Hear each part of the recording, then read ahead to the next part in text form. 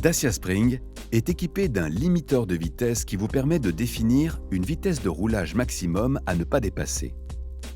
Vous pourrez ajuster à tout moment cette vitesse aux limites de vitesse en vigueur.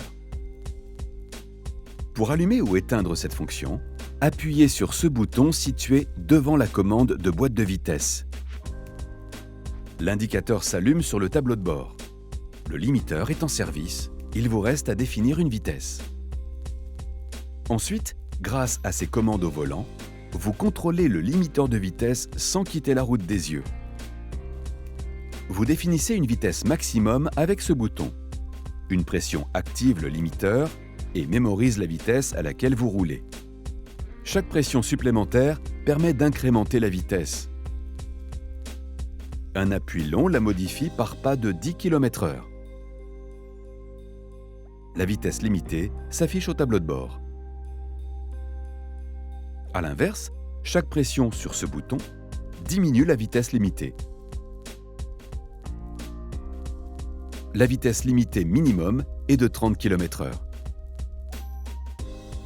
Quand vous atteignez la vitesse limitée, votre pied va rencontrer un point dur, une résistance en appuyant sur l'accélérateur.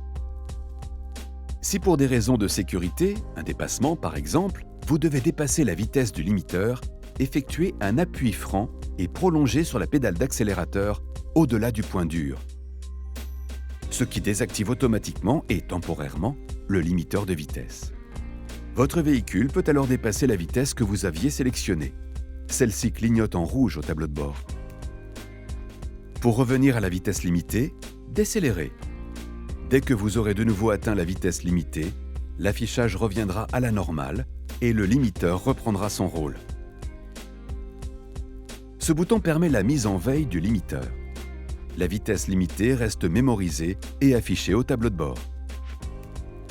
Et ce bouton réactive le limiteur en rappelant la vitesse limitée mémorisée.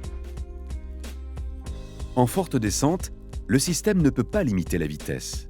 Dans ce cas, la vitesse mémorisée clignote au tableau de bord et un signal sonore retentit à intervalles réguliers pour vous informer que vous roulez au-delà de la vitesse limitée. Vous devrez alors agir sur le frein pour reprendre le contrôle du véhicule. Une fois revenu en situation normale, le limiteur reprendra ses fonctions.